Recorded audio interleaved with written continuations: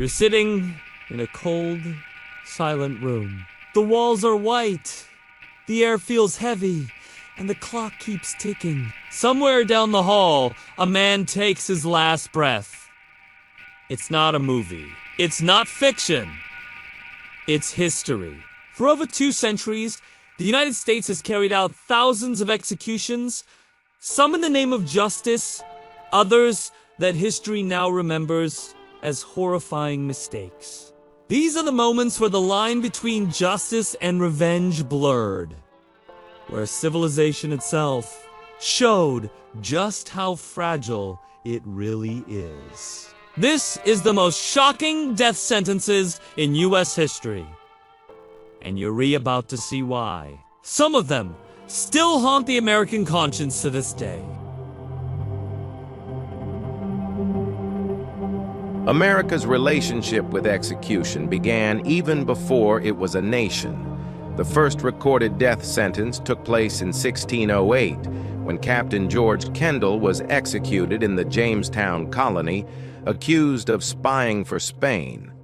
Back then, justice was brutal. Hanging, firing squads, and even public executions were common. It wasn't about rehabilitation. It was about control. To keep order, the early colonies relied on fear, and fear became tradition. By the time the United States formed, execution was woven deep into the country's idea of justice. But as the years went on, the meaning of justice began to change. Some death sentences brought closure.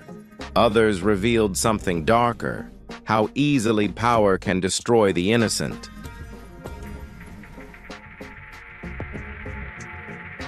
It's the 1920s, a time of fear, suspicion, and social unrest.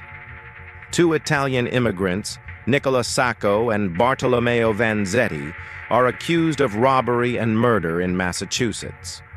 But here's the twist. The evidence was thin, almost non-existent.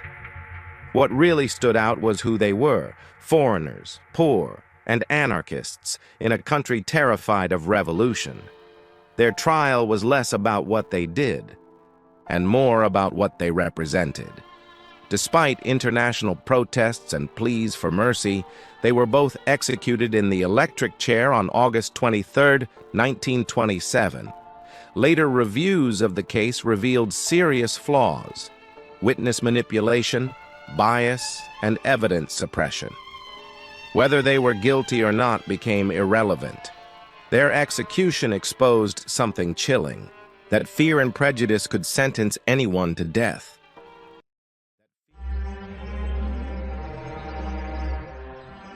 Fast forward to the Cold War.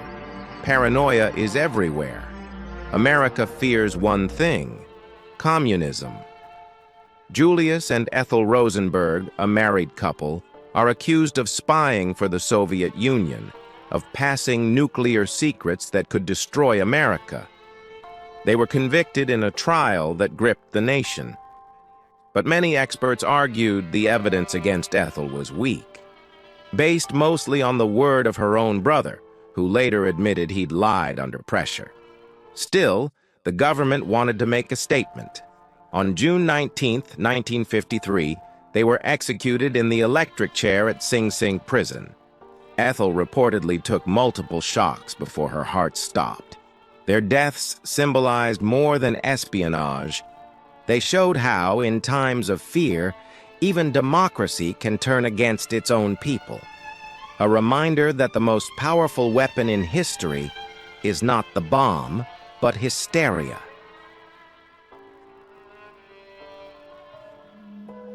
Go back to 1692, before America was even born, to Salem, Massachusetts, a small Puritan village terrified of the unknown.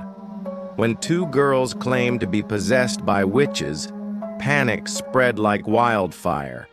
Over 200 people were accused of witchcraft. 19 were hanged. 1 man was pressed to death under heavy stones for refusing to confess. There was no evidence, no logic, only fear. In just a few months, a civilized community descended into chaos.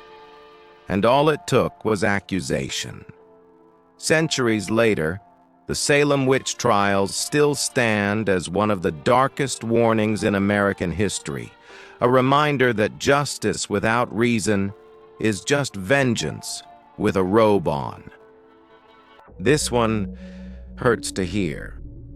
George Stinney Jr. was just 14 years old when he was accused of killing 2 white girls in South Carolina.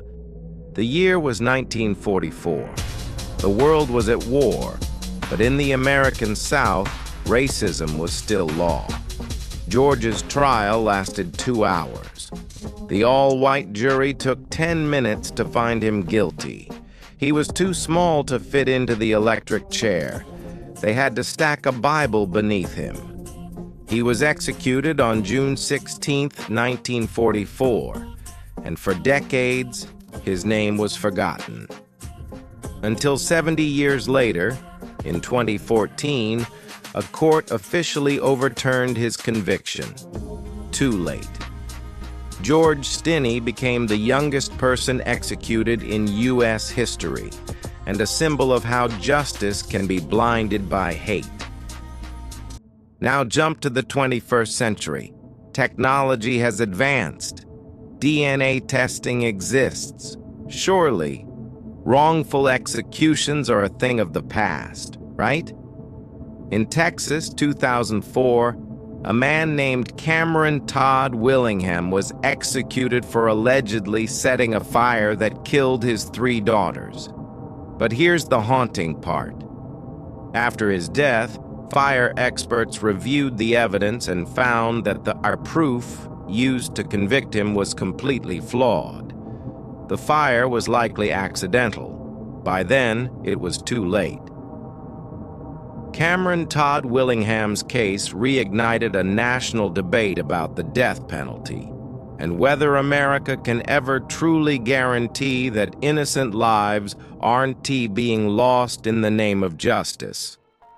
Over the centuries, America's methods of execution have changed, but the result never has. Hanging, the firing squad, the electric chair, the gas chamber, lethal injection. Each one was supposed to be more humane than the last. But pain and death can't be sterilized. The electric chair left bodies smoking. Gas chambers caused slow suffocation. Lethal injections, sometimes botched, left prisoners awake, trapped in agony.